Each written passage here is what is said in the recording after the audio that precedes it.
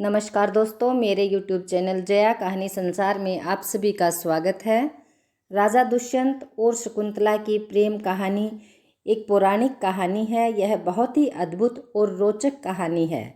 प्राचीन समय में जब महाराजा दुष्यंत शिकार करने के लिए जंगल में गए, तब वह शिकार करते करते ऋषि कण्व के आश्रम में पहुंच गए।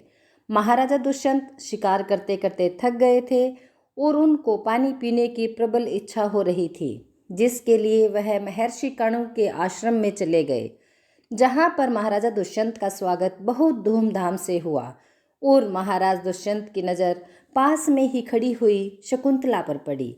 शकुंतला को देखकर राजा दुष्यंत मंत्रमुग्ध हो गए और उनसे एक ही नज़र में प्रेम करने लगे। शकुंतला उस समय पेड़ों को पानी दे रही थी। तभी उसने देखा कि कोई मेहमान आया है, जिसके बाद शकुंतला ने पेड़ों को पानी देना बंद किया और एक पात्र में जल लेकर वह महाराजा दुष्यंत के पास गई और कहने लगी, आप जल को ग्रहण कीजिए और फल खाइए। मेरे पिताजी महर्षि कण्व शांति पाठ के लिए बाहर गए हुए हैं। महाराजा दुष्यंत ने शकुंतला से कहा कि तुमको देखकर ऐसा तो नहीं लगता है कि तुम किसी ऋषि मुनि की बेटी हो। तब शकुंतला ने महाराजा दुष्यंत से कहा कि आप ठीक कह रहे हैं। मेरे पिताजी का नाम महर्षि विश्वामित्र है और मेरी माता का नाम मेनका है, जो मुझे मेरे जन्म होते ही छोड़कर चली गई थी और मुझे नदी के किनारे छोड़ दिया था। तभी वहाँ से महर्षि कण्व जा रहे थे और उनकी नज़र मुझ पर पड़ी, जिसके बाद वह मुझे अपने साथ अपने घर ले आए और उन्होंने ही मेरा नाम शकुंतला रखा है। मैं अपना पिता उन्हीं को मानती हूँ। जिसके बाद महाराजा दुष्यंत ने शकुंतला से कहा कि मैं तुम्हारी सुंदरता को देखकर मंत्रमुग्ध हो गया हूँ। क्या तुम मुझसे विवाह करोगी और मेरी राज्य की रानी बनोगी? जिसके बाद शकुंतला ने कहा कि मेरे पिताजी को आने दीजिए, लेकिन महाराजा दुष्यंत बिल्कुल भी प्रतीक्षा करने के लिए तैयार नहीं थे। शकुंतला भी महाराजा दुष्यंत को देखकर बहुत ही मंत्रमुग्ध हो गई थी, मन ही मन उनसे प्रेम करने लगी थी। तभी शकुंतला ने मन ही मन सोचा कि जिससे दिल प्रेम करने के लिए बोल रहा है और जिसकी ओर दिल आकर्षित हो रहा है, उससे विवाह कर लेना चाहिए। और शकुंतला ने महाराजा दुष्यंत के साथ विवाह करने के लिए हाँ कर दी। जिसके बाद वह राजा दुष्यंत और शकुंतला का विवाह गंधर्व रीति रिवाज से हुआ और फिर राजा दुष्यंत आश्रम में कुछ दिन तक रहे और बाद में शकुंतला को अपनी अंगूठी देकर अपने राज्य में चले गए, यह वचन देकर कि जल्द ही वह पूरे रीति रिवाज से विवाह करने के लिए अपने राजमहल में उसे ले जाएंगे। एक दिन शकुंतला अपने पति महाराजा दुष्यंत के ख्याल में खोई हुई थी। तभी वहां आश्रम में ऋषि दुर्वासा आ गए, लेकिन शकुंतला अपने ख्यालों में इतनी मस्त थी कि ऋषि दुर्वासा के आने का कोई भी प्रभाव उस पर नहीं पड़ा। ऋषि दुर्वासा शकुंतला के द्वारा अपनी अनदेखी को देखकर बहुत गुस्सा हो गए और उन्होंने शकुंतला को श्राप दिया कि जिसके बारे में तुम सोच रही हो वह तुमको भूल जाएगा। इसके बाद शकुंतला के मित्रों ने ऋषि दुर्वासा से क्षमा मांगी और दिए हुए श्राप को वापस लेने के लिए कहा। शकुंतला ने भी ऋषि दुर्वासा से क्षमा मांगी। जिसके बाद ऋषि दुर्वासा ने कहा कि जब तुम अपने पति को उनकी दी हुई कोई भी स्मृति दिखाओगी तो उनको दोबारा से सब कुछ याद आ जाएगा। धीरे धीरे कई दिन बीत गए और ऋषि कण्व अपने आश्रम वापस आए। तब वहां पर उपस्थित सभी लोगों ने शकुंतला और महाराजा दुष्यंत के विवाह के बारे में बताया। यह सुनकर ऋषि कण्व बहुत प्रसन्न हुए, लेकिन ऋषि कण्व ने कहा कि शादीशुदा पुत्री को अपने आश्रम में रखना उचित नहीं है, जिसके लिए उन्होंने अपने दो सेवकों को अपनी बेटी शकुंतला को महाराजा दुष्यंत के महल में जाने का आदेश दिया। जिसके बाद महर्षि कण्व के दोनों सेवक शकुंतला को लेकर महाराजा दुष्यंत के महल में पहुंच गए। महल में पहुंचकर सेवकों ने कहा कि महाराज, आपकी सभी मनोकामनाएं पूर्ण हो। आपका विवाह महर्षि कर्ण की बेटी शकुंतला से हुआ है और आपने यह विवाह गंधर्व रीति रिवाज से किया था। आप अपनी धर्मपत्नी को स्वीकार करें और हम लोगों को जाने की आज्ञा दें। ऋषि दुर्वासा के दिए हुए श्राप के कारण महाराजा दुष्यंत सब कुछ भूल चुके थे, जिसके बाद महाराजा दुष्यंत ने कहा कि मैंने तो कोई विवाह नहीं किया था, मुझे कुछ भी याद नहीं है।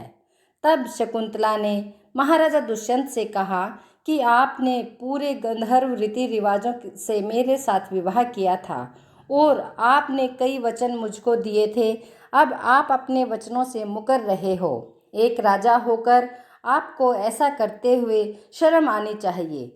शकुंतला की सारी बातें सुनकर महाराजा दुष्यंत ने कहा कि मैंने तुम्हें कोई वचन नहीं दिया था, मैं तो तुमको जानता तक नहीं हूँ, तुम मुझे कलंकित कर रही हो, तुम ऐसा रानी बनने के लिए कर रही हो ना।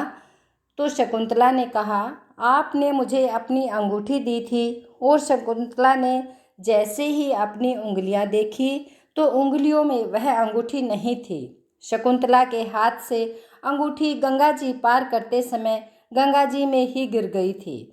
महाराजा दुष्यंत ने शकुंतला से कहा कि तुम मुझे अंगूठी दिखाओ, क्या हुआ, क्यों नहीं दिखा रही हो। शकुंतला दुष्यंत के सामने बहुत रोई और बहुत गिड़गिड़ाई, लेकिन महाराजा दुष्यंत पर उसका कोई प्रभाव नहीं पड़ा।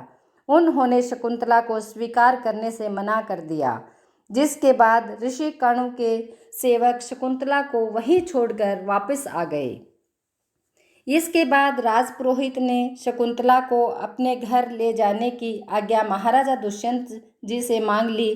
राजपुरोहित शकुंतला को अपने घर ले जा रहे थे, तभी आकाश में एक बहुत ही कड़कड़ाती हुई भयानक बिजली कड़की और स्वर्ग की अप्सरा मेनका नीचे आई और शकुंतला को लेकर वह चली गई। राजा दुष्यंत के द्वारा दी हुई अंगूठी गंगा जी में एक मछली के पेट में चली गई थी। जब एक मछुआरे ने उस मछली को पकड़ा और अपने साथ अपने घर ले गया, तब मछुआरे ने मछली को काट कर खाने के लिए बनाने जा रहा था। वैसे ही मछुआरे ने मछली को काटा तो उसके अंदर से राजा की अंगूठी निकली। उसके बाद मछुआरा और उसकी पत्नी ने उस अंगूठी को बेचने के लिए जौहरी के पास में उसको लेकर गए। जौहरी ने अंगूठी को देखकर तुरंत राज्य के सैनिकों को दे दिया और मछुआरे को भी पकड़कर ले गए। अगले दिन जब दरबार में मछुआरे को वहां राजा दुष्यंत के सामने पेश किया गया और उस अंगूठी को महाराजा दुष्यंत को दिखाया गया, तो अंगूठी को देखते ही महाराजा दुष्यंत श्राप से मुक्त हो गए और उनको सब कुछ याद आ गया और अपने आप को वह बहुत कोसने लगे। और उसी समय देवताओं और असुरों में युद्ध छिड़ गया। महाराजा दुष्यंत को देवताओं ने असुरों से युद्ध करने के लिए बुलवाया। इसके बाद महाराजा दुष्यंत असुरों से युद्ध करने के लिए स्वर्गलोक चले गए। महाराजा दुष्यंत ने राक्षसों को हरा दिया, जिसके बाद वह स्वर्गलोक से जब वापस धरती लोक पर आ रहे थे, तब रास्ते में महर्षि मरीच के यहाँ उनके दर्शन के लिए रुक गए।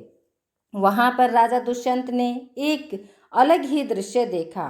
एक छोटा सा बच्चा शेर के बच्चे के दांत गिनने की कोशिश कर रहा था, लेकिन जब शेर का बच्चा मुंह नहीं खोल रहा था तो उसको बहुत जोर से वह डांट रहा था।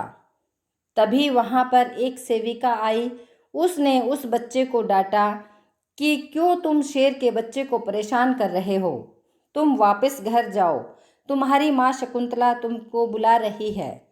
शकुंतला का नाम सुनकर महाराजा दुष्यंत बहुत आश्चर्यचकित हो गए और तभी वह सेविका उस बच्चे को ले जाने लगी। बच्चे को ले जाते समय उसका ताबीज़ रास्ते में गिर गया। उस ताबीज़ को महाराजा दुष्यंत ने उठाने की कोशिश की। तभी सेविका ने महाराजा दुष्यंत से कहा कि ताबीज़ को हाथ मत लगाइएगा, इस ताबीज़ को सिर्फ इसके माता पिता ही हाथ लगा सकते हैं। लेकिन महाराजा दुष्यंत ने सेविका की बात नहीं मानी और उस ताबीज़ को उठा लिया। महाराजा दुष्यंत ने उस बच्चे को भी अपनी गोद में उठा लिया और कहने लगे, यह मेरा बेटा है। और तभी महाराजा दुष्यंत ने अपने बेटे से कहा, तुम मुझे अपनी माता से मिलवाओ। जैसे ही वह बच्चा महाराजा दुष्यंत को अपनी माता के पास लेकर गए, उस बच्चे की माँ और कोई नहीं बल्कि शकुंतला ही थी। शकुंतला ने जैसे ही वहाँ राजा दुष्यंत को देखा तो वह बहुत प्रसन्न हो गई और तभी राजा दुष्यंत ने शकुंतला से माफ़ी मांगी और अपने बच्चे और शकुंतला को लेकर वापस अपने राज्य में चले गए और वहाँ खुशी खुशी अपना जीवन व्यतीत करने लगे। दोस्तों, उम्मीद करती हूँ कि आपको यह कहानी बहुत ही रोचक लगी होगी। अगर कहानी आपको मज़ेदार लगी, रोचक लगी तो इस वीडियो को लाइक और शेयर करें और ऐसी ही और कहानियों के लिए मेरे चैनल को कृपया सब्सक्राइब करें। धन्यवाद।